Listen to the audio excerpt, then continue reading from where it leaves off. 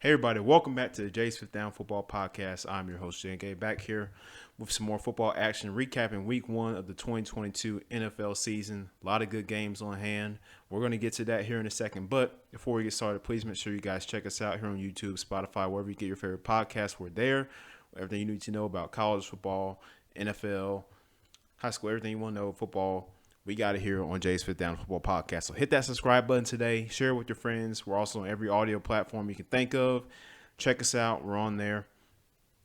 And now we dive deep into the NFL. So Thursday, kicked off the 2022 NFL season with the Bills and the Rams. Bills took that game 31-10 pretty handily. It was a good game all around. Josh Allen had a great game. The Bills the passing attack was pretty much unstoppable for the most part, outside of a few turnovers, which Buffalo will clean up. But overall, I think, the Bills played a great game. They had a good game plan coming into, the contest with the Rams, which was to get after Matthew Stafford, make his life miserable that night. And to, get the receivers going early, had Stephon Diggs and Gabe Davis going. In the receiving game, and Isaiah McKenzie as well. All three caught a touchdown in the game against the Rams. So their receiving core is looking pretty good, and Josh Allen carried the ball for another touchdown as well. So it was obviously, the Buffalo has got their sights set on Super Bowl or bust this year. They came out in week one with a statement win over the Rams, who were the defending Super Bowl champions, and they got a 31-10 win, which showing that, hey, we're here. We want to, we're coming for that Super Bowl this year, and it's going to be us lifting up that Lombardi in Arizona, not anybody else. We got the team, we got the defense, we got the offense.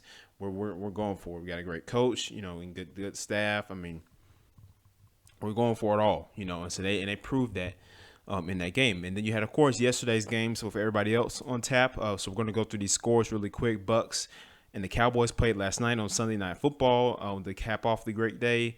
And it was 19-3 win for the Buccaneers. Very defensive game. Tom Brady and that Prescott really, it wasn't the best offensive game that you could see from these two teams who were one of the top best offenses in the NFL last season. Just very, one of those slugfest defensive type of games, as you see with the low score. Then you had the Packers and the Vikings play as well. The Vikings beat Green Bay 23-7. Aaron Rodgers, had no help at the receiver position pretty much. And specifically Christian Watson, the rookie they drafted out of North Dakota State. He had a big drop early in the first quarter that could have gone for a touchdown, would have gone for a touchdown. He dropped it. And just the rest of the day, the Packers offense just was very stagnant. They couldn't really get much going. And they really needed the receiver game. And now you start to see that they miss Devontae Adams very much. But Devontae Adams is in Las Vegas. He doesn't care. He's with the Raiders catching passes from Derek Carr, and he had a great game himself. We'll get to that in a second. But Chiefs and Cardinals played as well. Chiefs 44, Cardinals 21. Patrick Mahomes with 5 passing touchdowns. Looked pretty fine to me without Tyreek Hill. Just for all the people out there who said the Chiefs weren't going to do anything this year. Without Tyreek Hill, it's like, well, I know it's the first game of the year and it's still early, but he came out the first week and threw 5 touchdowns, even though if it was against a lowly Cardinals secondary. Outside of Budda Baker. And my thing with the Arizona Cardinals that I'm going to keep stressing on this podcast is that they have got to get it together. The Cardinals are a team right now where they are in a spot that they cannot afford another losing season because Cliff Kingsbury will lose his job. He'll get fired. Kyler Murray most likely will get traded. They'll blow up the whole team. So for those guys and those vets that are still there, they're trying to win and get this thing turned around, and Cliff Kingsbury is trying to get this thing turned around, they've got to figure it out, and they got to do it quick, and they got to maintain consistency throughout the season. It's all about being consistent. It's a hard thing in sports, especially football, and especially at the highest level in the NFL, but you've got to remain consistent for the whole year. You've got to remain consistent. You have to stay on top of your game and the persistency, just that steadfastness that you have to keep throughout the whole season. Now a 17-game season, so it's hard to do that, but you have to maintain it, and for the Cardinals to be able to maintain it would be great. That way they can get into the playoffs, and hopefully win at least the wild card, which they were not able to do in their playoff appearance last season against the Rams, which they were dominated. So, Arizona didn't look good all week 1, but next week 2 is up. So next opportunity. And then it's switching, of course, to the AFC West. One of the biggest matchups here so far in week 1 was the Chargers and the Raiders, 2 AFC West opponents, both with new additions to the team and, guys on the team looking to make that next step, right? Guys like Derek Carr and Justin Herbert, and Josh Jacobs. And so far, the Raiders took the loss here. However, Devontae Adams had 7 receptions, 141 yards, and a touchdown in his debut with the Las Vegas Raiders. And the Chargers look good as well. It's just one of those tight games, but the Chargers pretty much had the number for most of the game, and they were able to come out with the win there. Then switching over to the AFC North, you got the Steelers and the Bengals. Steelers win that game 23-20. Joe Burrow had 5 turnovers in that game. Didn't look too good, but he bounced back, threw 2 touchdowns, made this a game, and eventually Chris Boswell won the game for the Steelers with his leg on a field goal. Saints to go with the Titans and the Giants. And you'll be surprised when I tell you this, the New York Giants did win this game. Saquon Barkley looked like the Saquon Barkley of 2018. The Pro Bowl running back that we all know Saquon Barkley to be. That's the guy that I saw yesterday for the Giants. The burst that he had like a 68-yard run. This is the guy that we saw a couple years ago who was tearing up the league as a rookie. But he'd been plagued by injuries. And so to see him get back out there and healthy and looking like the old Saquon Barkley is refreshing to see. And I know it is for Saquon as well. So kudos to him on that. But the Giants get the win there, 21-20, 1 on the field goal. Titans will go down to 0-1 to start the season. And then you had a thriller in Atlanta with the Falcons and the Saints. Falcons had a 26-10 lead in the fourth quarter. They blew it, and the Saints won 27-26. Michael Thomas had a couple touchdown grabs late in the fourth quarter. Jameis Winston went 13 of 16 for 213 yards and 2 touchdowns to end the game. So near in the second half. So the Falcons had the number for the most part. I was actually at that game. I could tell that the point of emphasis for the defense was to get after the passer, this offseason. That was one of their main points of emphasis because it's something they continue to struggle to do over the last couple of years since the Super Bowl season for them in 2016. And ever since then, they've just not been able to generate a consistent pass rush. And week 1, they came out with 4 sacks against Jameis Winston, a guy who is not easy to bring down, but, they did. Jared Grady Jarrett got a sack. Rookie Arnold Ebiketie got a sack. And Lorenzo Carter got one as well, the former Georgia Bulldog, playing for the hometown Falcons. So, the Falcons took the loss. The defense kind of got tired in the second half, and they were just, got into a really soft zone defense. It was in some questionable calls offensively for the team. Also contributed to this loss as well. We won't get into details of that, but overall, just something from the Falcons to learn on and learn from and improve on going into week 2 against the Rams, which they will play in SoFi Stadium. So, moving on here in our game recaps, you had the Colts and the Texans yesterday as well. Matt Ryan, his debut with the Colts did all right. They ended up tying with the Texans, and Davis Mills looked pretty good as well for Houston. So, this game ends in a tie, interestingly enough, in week 1. And Browns and Panthers. Browns get the win 26-24 there over Baker Mayfield, their former quarterback. Jacoby Brissett is the starter for this year's Browns team until Deshaun Watson returns, if he returns from his suspension. And Browns offense looked pretty good. Kareem Hunt looked good on the ground as well as Nick Chubb, and they were able to get that ground game going. They kind of kept the Panthers at bay for the most part until Baker Mayfield started getting them back into it late in the game.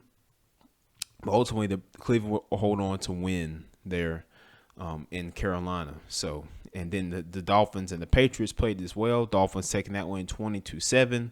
Matt Jones looked all right through an interception, had over 200 yards passing, but it was not enough, obviously, to get the win against the Miami Dolphins. Tua Tagovailoa looked pretty well himself in the contest, and the offense, everybody was wondering how that offense is going to look with Tyreek Hill, Mike McDaniel being the head coach, bringing that San Francisco style type of scheme there, and they look pretty good. Obviously you could tell as well as this is a main point of emphasis was to get this offense firepower and to get a fast pace, deep ball, and we want to score points. That's the thing. I mean, you look at Tua, that's kind of what the offense he played with at Alabama, right? Just able to get the ball out of your hands quick and guys to run after the catch, and it's a high octane offense. And that's what the Dolphins were running, and that's what I expect them to be going with the rest of the season. And Ravens and Jets have played. The Ravens taking that one 24-9. Jaguars and Commanders. Jaguars lose this contest 22-28 to Carson Wentz and the Washington Commanders. Interesting game there. And Monday Night Football is going to cap off our week 1 tonight with the Broncos and the Seahawks. Russell Wilson, former Seattle Seahawk, going to Seattle with the Denver Broncos, his new team, taking them on at 8:15 Eastern Time on ESPN. Also catch the game on the Manning Cast on ESPN2, ESPN Plus as well, wherever you stream your games. You can also hear that there. So, yeah, Broncos and Seahawks on Monday Night Football will be tonight on ESPN. Overall, looking at these games of week 1, you had a lot of division winners, as you can see, and a lot of games were a little one-sided for the most part in this week 1. Everybody's still trying to get acclimated to playing a full regular season football again. You had some games where the offenses look sloppy and defenses look sloppy. So overall, I think it was a good slate of games to kick off 2022 here. And it's way too early to tell anything or to make any predictions about who's going to make the playoffs, Super Bowl, this or that. For me, it's got to be the biggest takeaway I took away from yesterday's slate of games was that the Green Bay Packers have got to figure out the receiver room. That's got to happen. I mean, and Aaron Rodgers is not going to like this. He's not. This receiving core isn't going to work for him. They did not contribute much at all. Devontae Adams, who had 141 yards receiving against the Chargers yesterday, had a lot more by himself than the whole Packers receiving group had in total receiving yards. So that tells you right there that there is not much production in that room on the offense for Green Bay, and that's a problem, and that's something that they need to fix going forward. It's whether it's through trade or through free agency, the Packers have got to find somebody who can come in and help us somewhat solidify this receiving core, get a veteran head in that part of the team, except for Randall Cobb. Add somebody else to that mix. They got Sammy Watkins, but Watkins hasn't been the same guy that he's always been. Whether it was in Buffalo or the Rams or Kansas City, we hadn't seen that same Watkins here with the Packers. So hopefully they're for their team moving throughout the course of the season. Matt LaFleur is going to make adjustments, and the offense is going to get under control, and they want to see more production out of their wide receiving group. And my second biggest takeaway from last night was the Cowboys and the Bucs. This was a game where defense pretty much won the battle. And it was just a game where, the defensive line got after the offensive line on both sides of the ball, to be honest. And, you had Micah Parsons ended up, I think it was 2 sacks on Tom Brady. And he did look pretty good as well. Over 200 yards passing, a touchdown, an interception. And the Bucs were just able to hold on and win. Pretty much every point up until like the fourth quarter, third or fourth quarter was field goals. Every score down in the red zone was field goals for the Bucs, and the Cowboys were only able to cross the 40-yard line maybe 1 or 2 times throughout the game.